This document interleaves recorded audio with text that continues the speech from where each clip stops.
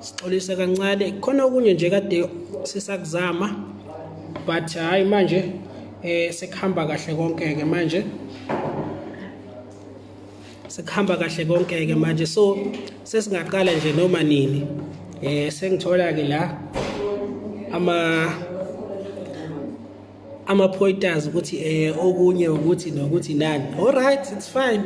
I'm taking ngizokulungisa lokho. I hope ukuthi i-sound yami it's clear, it's audible.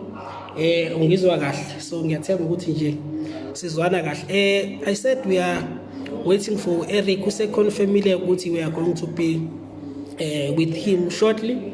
But before I start, I picked something la ngenkathi ngifunda online ukuthi bathi kulesikhathi samanje it's very important that people cry.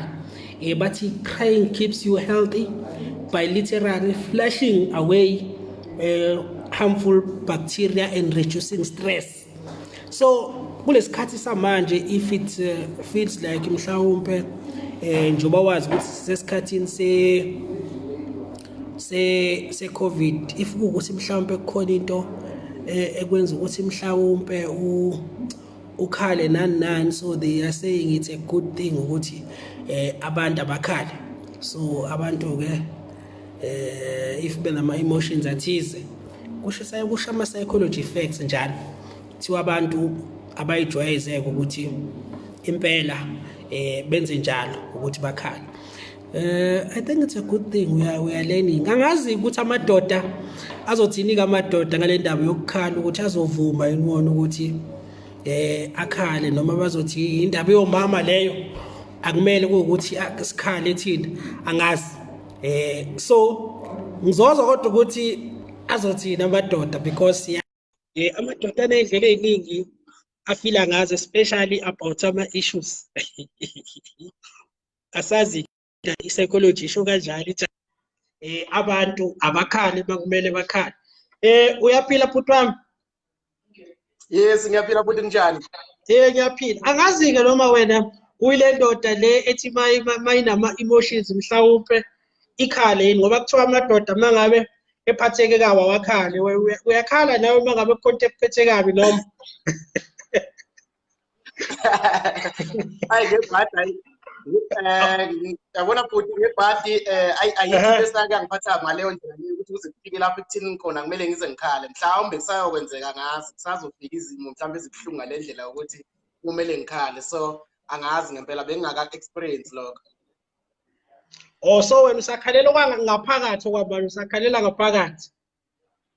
Impela ngisakhalela ngaphakathi kwamanje ngisalandela lesisho esidala esithi indoda ikhalela ngaphakathi or indoda ayikhali.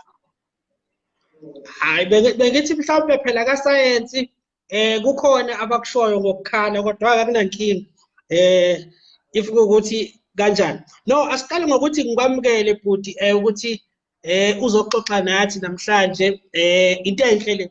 Kakhulukazi nje we are trying to encourage abantu ukuthi sikhulume kakhulu ngezinto eziqondene ne-science, into eziqondene ne-technology nani.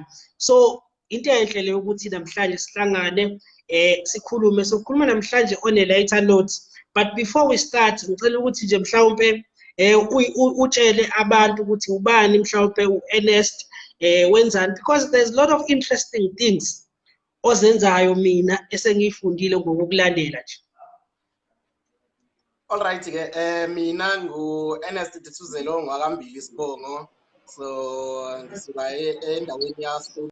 So mina okay ezinye zezinto engizenzayo ngiwumuntu weze-science. So ngenza i-science university, ngenza i-BSc physics and mathematics. Agraduate ngayo then bese kusho ukuthi ke benginalo ke uthando le-science and technology. So nje uthando lwami le-science and technology lukhulu kakhulu. So as a result ke ngagcina sengiyi-science communicator ke ngaphezu kwalokho. So which means ngumuntu ofundisa abantu izinto ze-science neze-technology. So we are on different radio stations including the biggest stations in the country. I know akunankinga i-biggest radio stations akhuluma ngayo ukuthi ukhuluma ukuthi kuyatholakala na Ukhozi FM phela ebusuku ekhuluma khona izinto eziqondene nayo i-technology. Phambi kokuthi isiqale mfethu, uthando lesayensi kuwena mfethu luqale kanjani ukuthi ukhethe umkhakha abantu abaningi kade bengawunakile umkhakha engazothi useceleni ngoba phela thina masikula bekwazi ukuthi kumele ube uthisha, kumele ube iphoyisa, kumele ube unesi. Leyo msebenzi kade idumile kakhulu. Kufike kanjani ukuthi uzokhethe lo mkhakha? Alright ke njengami-ke nami njengomuntu ekhulele khona endaweni ezithe ukuba ezasemakhaya, so nami vele ngikhule ngingazi izinto like ama-career choices ngingawazi amaningi. So nami bengazi nje ukuthi umuntu kumele abe uthisha, abe yinesi, iphoyisa, zonke nje izinto lezi ezilana nje emehlweni ethu. So kwasho ukuthi-ke ngenza isayensi-ke nami-ke. So I can't lie, the time ngenza isayensi ngiyikhetha ka-grade 10 ngayikhethisa ukuthi nje ngangikade ngomunye wabantu ababekade bephasa esikoleni. So ngabona ukuthi hayi maybe I can do science, even though ngangikade ngiyithanda kodwa ngangingakazi ukuthi kahle iscience yini ngaleso sikhathi. So then uthando lwe-science lwaqala, mina ke ngise uthando lwe-science lwaqala ka-grade 12. Lwaqala kancane ngaba ngangithanda kakhulu izinto ze-chemistry. But-ke uthando olu-serious lwangempela-ke my real understanding of science ukuthi kahle kahle iscience yini, ifani ngayo, ingasenzelani, ngaze nga-understanda lokho sengise-university. So ngasho ngathola i-signal ngizwe bethi enye indoda usopolitiki yathi mama ngisacela i-signal. So nami which means i-signal yafika sengise-university. Kodwa-ke asibonge ukuthi wagcina uyitholile i-signal. Yazi kunento interesting la mfethu ngoba kune-COVID-19 esengiyibonile, sengazuthi ukuthenga online kubukeka sekuyisona sitayela esidlisayo noma ngathi iyona ndlela esafe yokuthenga njengamanje. Ngifuna sikhulume ngokuthi i-internet ishintshe kanjani kakhulukazi indlela yokuthenga, because khona umuntu okade ethi mina ngeke ngiqhamuke impahla zami nje ngithengelwe indoda engingayazi seyilethe impahla, kodwa manje sebeyakwenza. Lesimo esikusona esishintshe kanjani abantu ekutheni uqhakambe kakhulukazi ekutheni abantu abathenge online? Alright-ke yabona-ke bhuti lapho lento as abantu be-science and tech then siyazi ukuthi vele into besikade sihlezi sisho le ukuthi vele esingatheni kusuka manje abantu bazobe sebethenga online than ukuthi umuntu ahamba esitolo physical afika ayothenga khona. So into besikade kade nje leyo nto leyo kwade kwasasisho siyicula leyo nto leyo. Yikho ukuthi-ke msazi i-COVID-19 isivele yasiphoqa ukuthi lokho sikwenze-ke manje singabe sisalinda ukuthi nje siyajwayela ngendlela enormal.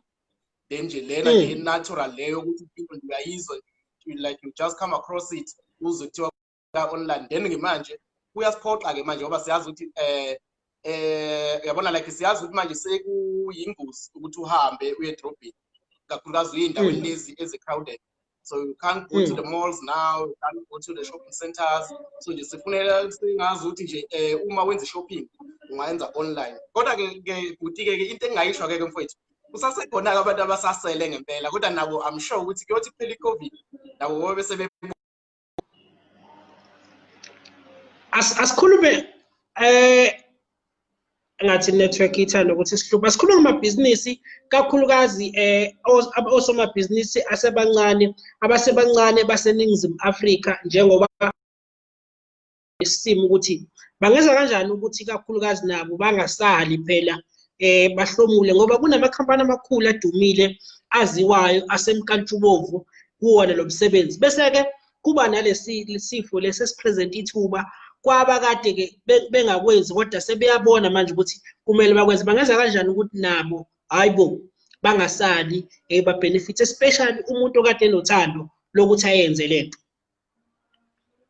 Alright-ke muhle impela-ke lo mbuzo lo. So uyabona manje into engingayisho, kukhona abantu abathi manje yonke into abayibonayo iy'nkinga nje ama-problems kuphela. Uyabona umuntu othi uma sisesikhathini samanje lesikhathi se-COVID yena uma nje ebona iy'nkinga zodwa nje engayiboni ama-opportunities, lowo muntu loyo azikho iy'nkinga, yena inkinga, i-problem lowo muntu exactly. So njengamanje ama-opportunities akhona maningi. Into okumele siyenze thina ukuzama ukubona ukuthi maphi ama-opportunities esingawathatha manje sikwenze, kakhulukazi kubantu futhi avuleke kakhulukazi kubantu abenze technology kanje, science and technology nawo wonke umuntu. So amathuba mina omunye uzobuza Qhubeka bhuti. Alright ke okay ke ngikade ngisafuna ukubeka ke lapho ukuthi uyabona njengami njengomuntu weze-science and technology, so mina nga-realize ukuthi uyabona njengamanje ngoba nje sikuyi-COVID kanje, so ithuba elihle kabi leli lokuthi ngingaqala ikhampani yeze-technology ngidilivele abantu ama-grocery. So kuyimanje siyaqala siyasebenza, so ngisebenzisa i-technology. Umuntu uyabona sekulula kanjani, umuntu uthi esekhaya nje akusadingi ukuthi ehambe ubambe ulayini abade edrobheni, akusadingi ukuthi nakho umosha imali edrobheni. Then number 2 uzobamba ulayini manje siqale ulayini usuqala ume phandle before ungene ngaphakathi. And then number 3 ke kunesipho ke siyazi ukuthi manje nje kunesipho akusekho isidingo ukuthi waya e-download manje. So nami ngimunye wabantu abasasebasha abayithanda i-technology ababonile ukuthi yazi lana singazama ukulwisana nayo le COVID le, kodwa at the same time sibe sithatha amathuba. So ngabona ukuthi this is the right time ukuthi ngiqale i-grocery delivery service.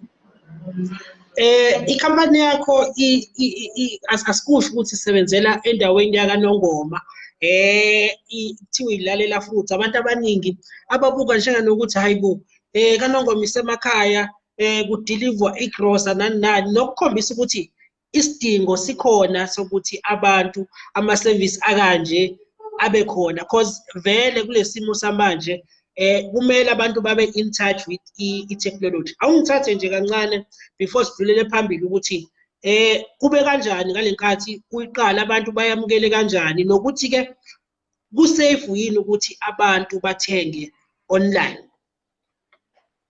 Alright ke ngizoqala ngokuthi mhlambe siqale kanjani, abantu bayimukele kanjani. Engingakusho ngasho ngithi abantu, umuntu engazitshela ukuthi endaweni yasemakhaya ungazoqala into, uzoyiqala endaweni yasemakhaya into eno-online, kanti abantu bazosurprise ukuthi abantu. And kuyadependa ukuthi yebo vele iqiniso ukuthi abantu basemakhaya abekho kakhulu kulezi zinto lezi ezi-digital. So kumele ke nawe as umuntu kwekwazi ukuthi abantu basemakhaya abagcwele kahle lezi zinto zamafoni. So kumele uzame ukwenza ngendlela yokuthi nabo uyaba-accommodate. Ngisho ngabe umuntu mhlawumbe umnotho wakhe awuhambi kahle ukuthi ebe ne-smartphone noma mhlawumbe ebe nedatha, ngoba siyazi ukuthi izinto eziningi vele zidinga amadatha kanje. So kodwa uyayenza indlela ezokwenza ukuthi accommodate abantu basemakhaya. Uyabona nje thina ukuthi senze njani ke msakazi, thina esenzile ukuthi kahle kahle kube nendlela ezihlukahlukile zokuorder. Le ndlela yokuthi umuntu engabhala i-WhatsApp, so if singakhanda i-app umuntu bazothi abantu asinawo amafoni, asinayo idatha nayo yonke le nto. Download.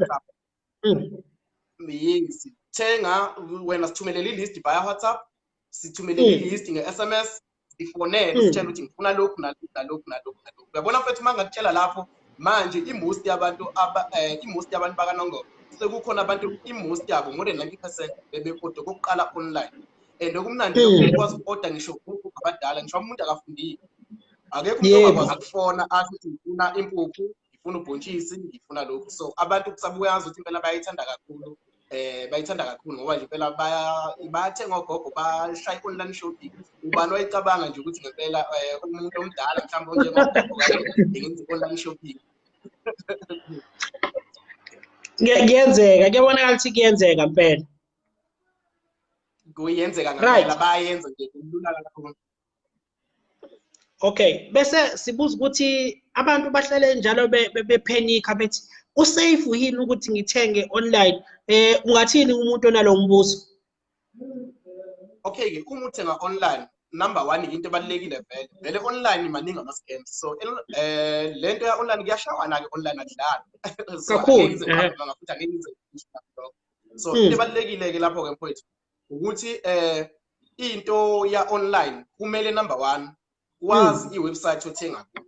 Kumele kube ukuthi uyayisearcha qala if ukuthi mhlawumbe ama-websites angakadumi kanjani, angakazi.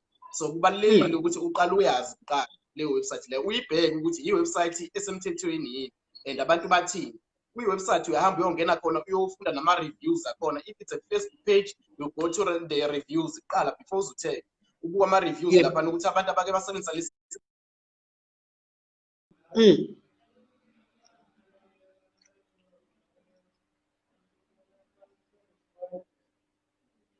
Usekhona bhuti, engathi siyalahlekelana. Usekhona? Okay. Okay, bengibona ukukhathana. So uyabona ke thina ke indlela esicabangele ngayo ke lento ukuthi ikhona inkinga, ngicabanga ukuthi sisazwana. Siyazwana ngikuzwa kahle. Okay, ngiyacabanga ukuthi sisazwana manje. Okay. Yeah, mina-ke into esiyenzile-ke no business partner wami into esiyenzile sicabangile lokho ukuthi abantu bazothi ayi lento ya-online sithenga online abantu angeke beze besithenge vele lokho is the fact. So into esiyenzile sithe thina-ke asithathela risk yokuthi abantu sibathengele kuqala umuntu ikhokhela into ngoba nakhe seyibona iyona ndlela abantu abazoyijwayela ngayo. Umuntu once order kokuqala order kwesibili order kwesithathu ebona ukuthi siyamdilivela and then-ke kwesifo usengakwazi ukuthi aqala afake imali kuqala then simthengele simlethele. So ukuze abantu besizwe kwenza sure ukuthi bayijwayela lento lena emakhaya kanje senza sure ukuthi umuntu siqhamuke nendlela yokuthi abantu asivele sibathengele umuntu ekhokhe ngoba nakho izinto eseyibona. Hayi-ke lokho kwenza ukuthi izinto sibe lula-ke for i-trust ukuthi abantu bengabi nama-trust issues. Sibathenga babhadara ngoba nakho izinto sizikhona la ekhaya. I think indlela elula leyo baye bathi abazamabhizinisi mawucabanga ibhizinisi ngaso sonke isikhathi you must keep it simple for everyone ngoba ngaleyo ndlela bayazi ukuthi ukhokhela into ayibonayo. So congratulations kulokho. Enye into engifuna sidlule kuyona sengiya ngasekugcineni ukuthi ngabe ukuthenga online akwenzi yini sigcine sesithenga kakhulu ngoba kulula. Ngizolinganisa nje ngalama site lawa anokufaka ingubo noma ngeke ngiwabize ngegama 50% 40% bani ngaba kwenza ukuthi abantu bagcine esethenga omunye ezethenga sephuma kwi-budget. Ayish ya khona izinto ezenzakalayo because even if uthenga live vele kuyenze ukuthi uyazihambela store ungangena ugcina usuthenga into ongayihlosanga. So na online kuyenzeka ukuthi usuyabona ukuthi seku-addictive manje because online kunama-sales amaningi ubona ukuthi naka ama-deals and specials. So bese ugcina sawuthenga. Kuyenzeka lokho abanye abantu bayakhala bathi ayi yabona lento isiziyangijoba sengenze njani sengiyathenga nje ngivele ngithi ngiyangena kwi-app umuntu abone mhlawumbe ukuthi nayo le ngubo ngiyithanda and ichipu kanje avele ayithenge ngisho ngabe bekade engahlosile. So yebo lokho kuyenza ukuthi umuntu agcine sethenga kakhulu kodwa-ke lokho uthenga uyahamba uyesitolo. So ushaya walk-in esitolo kuyenzeka ukuthi uhambe ngesitolo uyebukela so ugcina usubona ukuthi nayo le mpahla ukuthi ngiyayithanda le usugcina usuyayithenga right. Enye into ngenxa yesikhathi sengizoya ngasekugoqeni ukhona indaba engiyifundile la izolo webhuti kuthiwa uTake A Lot can now deliver i-coffin ibhokisi lomngcwabo.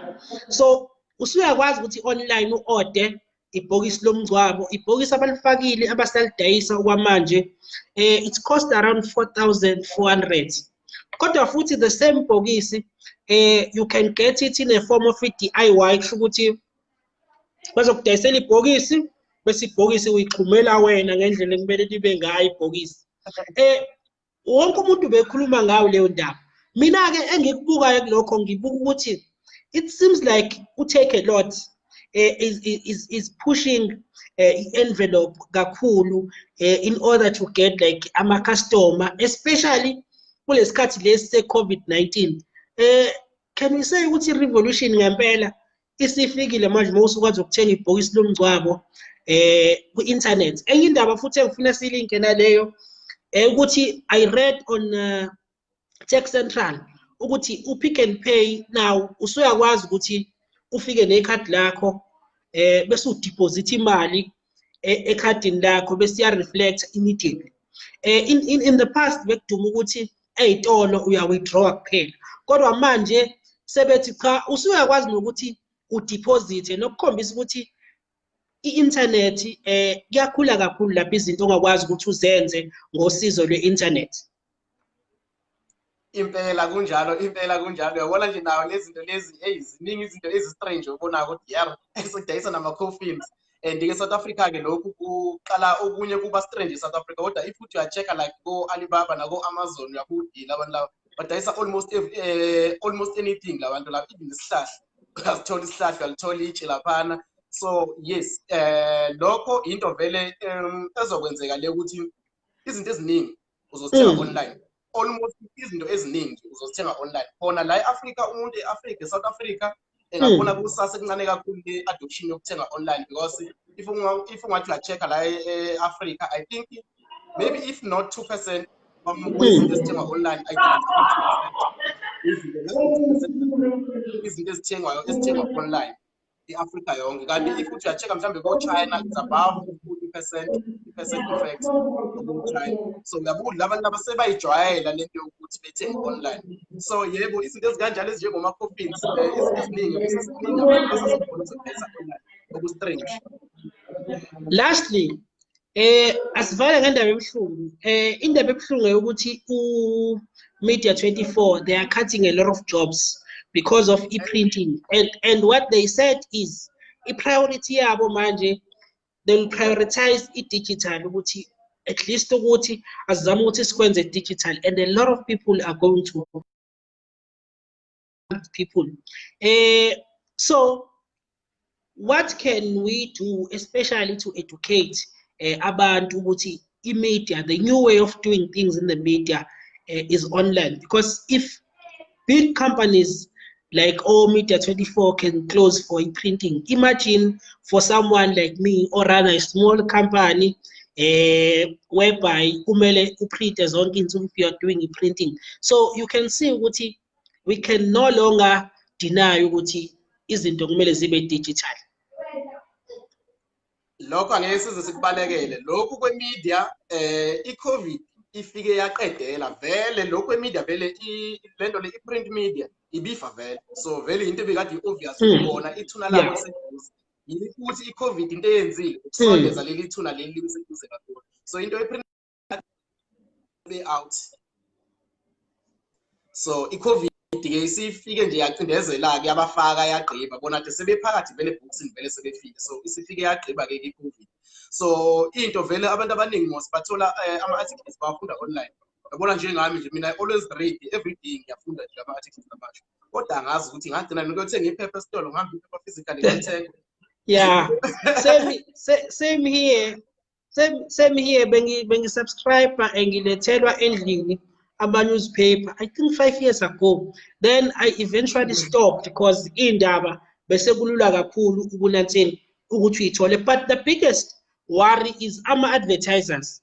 Azokuthatha kanjani ukuthi manje sense advertiser digitally, because they still need to pay imali to keep blog, to keep your website running, because your website is going to be more technical manje, izoba nezinto ezifana nama podcast, ama video and tonton. So kusho ukuthi still kusamele kusetshenzwe. So how do we go about to convince now ama clients ukuthi we are get the same viewership, if not more, or readership, if not more, because bona sebejwayele the traditional way of doing things. All right, uyabona ke ama-advertisers in fact they prefer into yani, they prefer kakhulu into ya kwi-internet over into ya kwi-print media. Vele yona into abayipreferyayo le. Into ekhulumayo la, it is the numbers. And kwi-print media i-numbers ya-estimate into nje ukuthi iphepha lifundwa abantu abangaki, but awubi na evidence ukuthi lifundwa abantu abangaki. Kanti la kwi-website I can see, mina ngizobuza ukuthi bangaki abantu abaride abanjani abaklikile kule ad le. So uyakhona ukubona ngabo abantu abe-interested kule ad. Uyakhona ukubona exactly ukuthi i-ad ibonwe ngabantu abangaki. Unlike kwi-print media, kwi-print media usuke ungazi ngempela ukuthi bangaki abantu. It's just an estimation nje ukuthi siprinta amaphepha amangaka, sithengisa amaphepha amangaka, bese benza estimation-ke lapho ukuthi okay, we think ifunda abantu abangaka. Awazi noma umuntu ibonile i-ad noma akayibonanga. So lena ya digital into abantu baconvince ngeinamba. La ku digital sebenza ngeinamba, awusebenzi ukuthi inani, numbers they talk. All right, no, siyabonga kakhulu mfethu. Sizokhuluma futhi sesikhuluma ngento oyithandayo next week, i-science, because you are very passionate about i-science. So besibuka ne-science, ukusebenza kwe-science ngesonto elizayo. Thank you very much for ukuthatha isikhathi sakho, and all your best with business lakho mfethu. Into oyenzayo yinhle and you are taking advantage of isimo, nokuyilento le efunakala ebhizinisini ukuthi take advantage of isimo. So thank you very much mfethu. Okay, ngiyabonga kakhulu nami mfowethu, ngiyabonga kakhulu. So for umuntu mhlambe ufuna ukuzibonela ilalela futhi besikhuluma ngayo ukuthi yini, engangena ku Facebook a check ilalela Solondi kusase-test phase yamuva ngoba siyabona ukuthi ungathi abantu bayi-adopta kahle then sesingamuva-ke ke siye emadolobheni athe ukuba makhulu-ke manje besisa-testa nje and siyabona ukuthi yeah it's working so sizokwazi-ke ukuya emadolobheni amanye so ilalela futhi on Facebook lalela futhi abanye futhi manje awuzwakali kahle futhi so ufuthi lo kakudla so lalela futhi so lapho iyona ndlela yentsha-ke leyo yokuthenga i-grocery usekhaya so uthenga nge-WhatsApp, i-SMS, i-call or ungene kwi-Facebook okwamanje so i-app yona-ke izoba khona maduze-ke mase siyimuva sesiya kumadolobha amanye. Ungaloku uhamba ngeenyawo uyozweqa umeqo la thumela nje i-grocery yakho ilalela uvika imeqo. Yeah, just imagine nanokuthi cheap kanjani thina I think we are one of the cheapest services in the country because thina we cost only 40 rand and si deliver endaweni lana ngafiki kuzo lama companies lawo amaningi ama services ngoba asebenza nge-radius maybe ka 10 kilometers noma 6 kilometers thina siyahamba 70 kilometers and sideliver emakhaya and kulezi ndawo ezisemalokishini sizodeliver kuma townships so sideliver emalokishini ndike iyona nto ke esihluka ngayo ukuthi thina ngoba siyabona baningi abantu abasemalokishini and ama companies amaningi if ungangena ko maybe oZulzi ngabo one card bonke lama services amanye bona abadeliver endaweni ezikude kakhulu even especially endaweni zasemakhaya akekho umuntu odeliver endaweni zasemakhaya abayingena le ndawo yasemakhaya thina ke sideliver khona ke endaweni yasemakhaya and ku cheap ngalendlela lene ukuthi abantu abakholwa ukuthi usho ukuthi uzosithengela usidilivele ngo 40 rand but it's happening. Thank you very much mfethu. Ibambe kanjalo nje asibambe siyabuya ngesonto elizayo sesikhuluma ngokunye mfethu. Ube right uphephe uqhubeke nokubazisa abantu bakaNongoma ukuthi khamba kanjani so that abantu bezophepha. Na kanjani mfethu hayi siyabonga kakhulu. Sure. Right. Kade sikhuluma naye ke laphana ke uyena ke laphana ke uEric Mtuthuzelo umbili kade sikhuluma naye namhlanje. Uya next week sobe sikhuluma naye futhi siza ukuthi iscience ihamba kanjani uErnest uErnest awufethu ungazongishayi mngani wami uErnest sobe sikhuluma naye uErnest Mtuthuzelo mbili na next week ungamlalela ngoba ubuya bekhona eziteshini eziningi nasokhosini ebusuku ekhuluma nge-technology so ungamlalela nakhona so that uzozwa ukuthi kwenzakalani. Sengihamba bafethu, thank you very much for watching. Ngokuzayo niqhubeke futhi nibuke but sengihamba ngifuna ukuthi bewazi ukuthi u8% wabantu kunobambol extra nje yabo le ndaba ukuthi kuthiwa singaka ngapha cha abanye abantu 8% wabo banobambol extra akusiyo leyo genge leyo yesithembu leyo asazi mhlawumbe le genge yesithembu. Ngiyabonga i-share video so that abanye abantu bezoyibona. Siyabuya ngokuzayo siyaqhubeka siyakhuluma ngokuhamba kwesikhathi sizothutha sihambe siyekhaya lapha Police Radio ukwazi ukuthi usijoyine khona. Kade sikhuluma noErnest Mtuthuzelo mbili. Siyabonga mfethu. Next time siyabuya next week sobe sikhuluma futhi science ngolimi lethu lesiZulu. Igama lami uMhlengi Ngayiwani. Ungangilandela kuma social media platforms wonke. Ngiyabonga mina. Ake ngihambe ngiyobona ukuthi kwenzakalani ke kwi-science and technology.